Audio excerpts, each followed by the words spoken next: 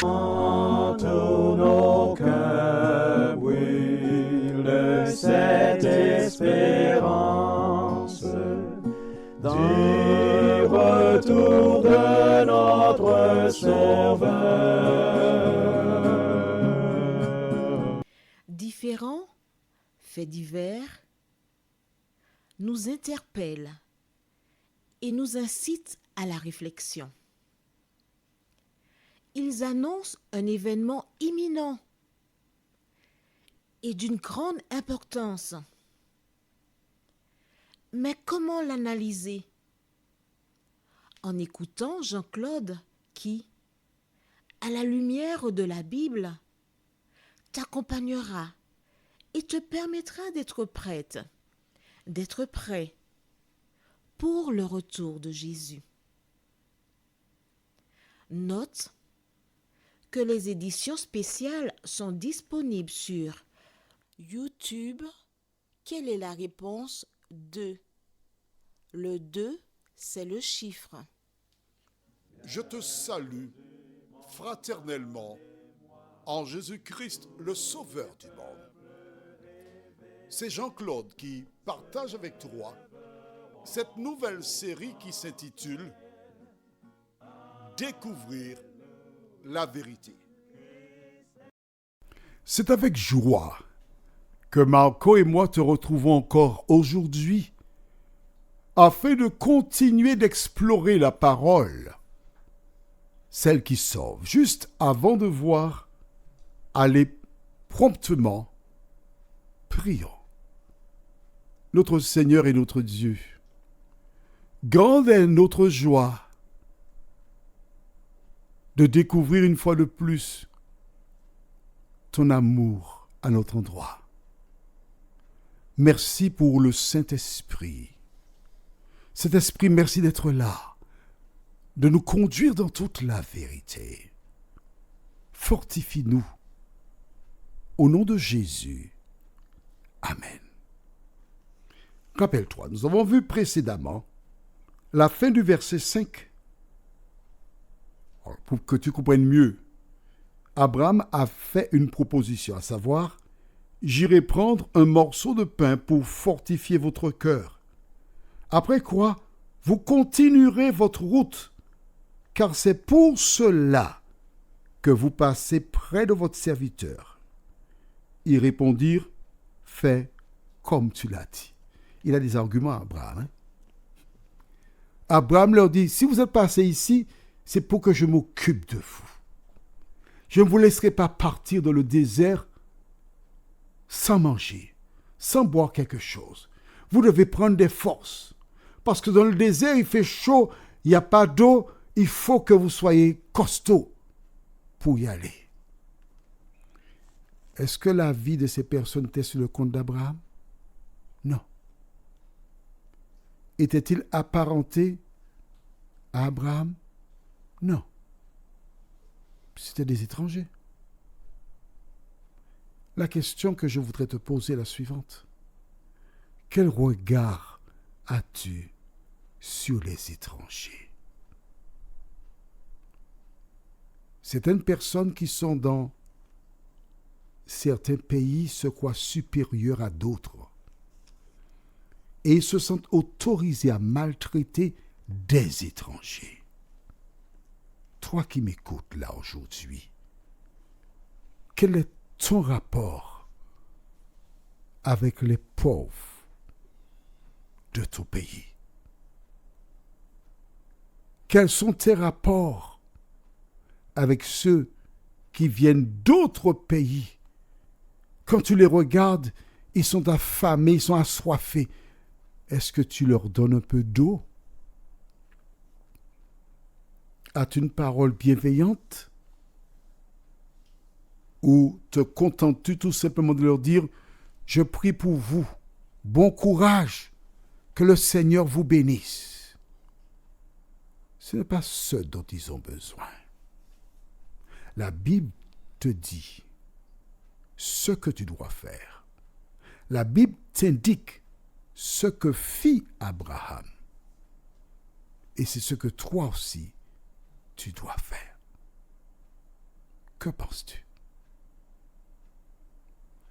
Ces hommes donnèrent le feu vert à Abraham. La fin du verset 5, je relis pour toi, fais comme tu l'as dit. Quand je lis ce passage des Écritures, il me fait penser à un autre, quand Jésus déclare « Tout ce que vous voulez que les hommes fassent pour vous, faites-le de même pour eux. » Ailleurs où Jésus déclare « Toutes les fois que vous faites cela un plus petit, c'est à moi que vous l'avez fait. » Vois-tu, l'attitude d'Abraham correspond à l'enseignement de Jésus. Alors si tu demeures sur son manque de foi à certains moments, tu te plantes parce qu'à d'autres moments, tu vois comment c'était un homme qui avait la main ouverte. J'ai perdu tout récemment, nous sommes au mois d'août, au mois de janvier d'abord, une grande amie, Julie. Au mois de février, une autre amie, Lucette. Parce qu'en fait, nous avions une équipe. Julie, Lucette, Wowo et moi, Claudie. Nous allions chez des personnes seules, handicapées. Et je n'oublierai jamais ce jour où, arrivé dans une famille du côté de Sainte-Marie à la Martinique, l'époux qui avait été opéré du cœur et qui ne pouvait pas vraiment faire des efforts, nous a reçus à 8h30 en disant « L'infirmier est parti, il revient que ce soir et mon épouse a fait ses selles. L'infirmier ne revient que vers 18h. » Alors Julie et Lucette ont changé cette maman. Et nous passions un moment avec eux. Et en ce temps-là, quand on allait voir ces personnes-là, nous apportions le repas. On mangeait ensemble. Et nous partions vers 12h30, 13h, le cœur léger parce que nous avions apporté la paix, le bonheur. Quand la mort emporta Julie, puis Lulu, nous avons, Rouro et moi, compris que Dieu nous annonçait qu'il n'est pas loin. Parce que la Bible déclare « Heureux dès à présent ceux qui meurent dans le Seigneur ». Mais à travers ces deux décès, la Bible nous a aussi réconfortés en nous rappelant que toi et moi, nous sommes mortels. Et quand Dieu place des richesses dans nos mains, de l'argent, ce n'est pas pour satisfaire notre curiosité, mais c'est pour remplir sa mission. Car que tu le veuilles ou pas, les sommes montent à la banque. À tout moment, tu peux mourir. Et à ta mort, que se passe-t-il? La banque garde une partie, le notaire garde une partie, l'État prend une partie, tes enfants des miettes. C'est cela. C'est de ton vivant que tu dois développer les sentiments qui étaient en Jésus, les sentiments qui étaient en Abraham, qui était prêt à tout donner pour des personnes qui passaient près de son domicile. Quand une personne passe, et je pense beaucoup aux facteurs, quand j'étais enfant, les facteurs, ils étaient à pied. Ils faisaient des kilomètres avec leurs vêtements kaki. La chemise était souvent trempée. Et quand ils passaient chez certaines personnes, on leur offrait un verre de jus, un verre d'eau. Même esprit. Qu'en est-il pour toi? Alors on lui a dit, fais ce que tu as dit. Que fait Abraham? Lisons le verset 6 à 8. Abraham alla promptement dans sa tente vers Sarah et il dit, vite, 3 mesures de fleurs de farine, pétris et fait des gâteaux. Regarde bien, il alla promptement, c'est-à-dire rapidement. Il n'a pas renvoyé à plus tard. Un homme de quel âge? 99 ans. Promptement. Et il dit à sa femme quoi? Vite, ne perds pas du temps. Donc on voit qu'il y a toujours l'idée de rapidité. Verset 7. Et Abraham courut, un homme de 99 ans. Il courut à son troupeau, prit un veau tendre et bon et le donna à un serviteur qui se hâta de l'apprêter. Il n'a pas pris un veau qui était handicapé, aveugle là. Il n'avait pas être en mesure de le commercialiser. Qu'est-ce que fait avec ces bêtes-là? Ah, je vais profiter pour tuer, pour donner ça. Non, il a choisi. Il a donné le meilleur. Toi qui m'écoutes, certaines personnes, lorsqu'elles achètent de nouveaux vêtements, ils prennent ces vêtements pour les donner à des associations. Et quand ils donnent ces vêtements à des associations, parfois, les associations doivent trier. Pourquoi? Ce sont des vêtements déchirés qui ne sont plus bons pour eux. Laisse-moi te dire une chose. À la Martinique, nous avons des lieux où on a mis des éléments pour trier. Si tu ne sais pas où se trouve ta poubelle, ne mets pas de vieux vêtements pour donner aux gens. Quand tu donnes un vêtement à quelqu'un, tu dois te rappeler que tu donnes un vêtement à Jésus de Nazareth. S'il n'est pas bon pour toi, il n'est pas bon pour quiconque. Il a choisi le meilleur. Et maintenant le verset 8. Il prit encore de la crème et du lait avec le veau qu'on avait apprêté et il les mit devant eux. Il se tint lui-même à leur côté sous l'arbre et ils mangèrent.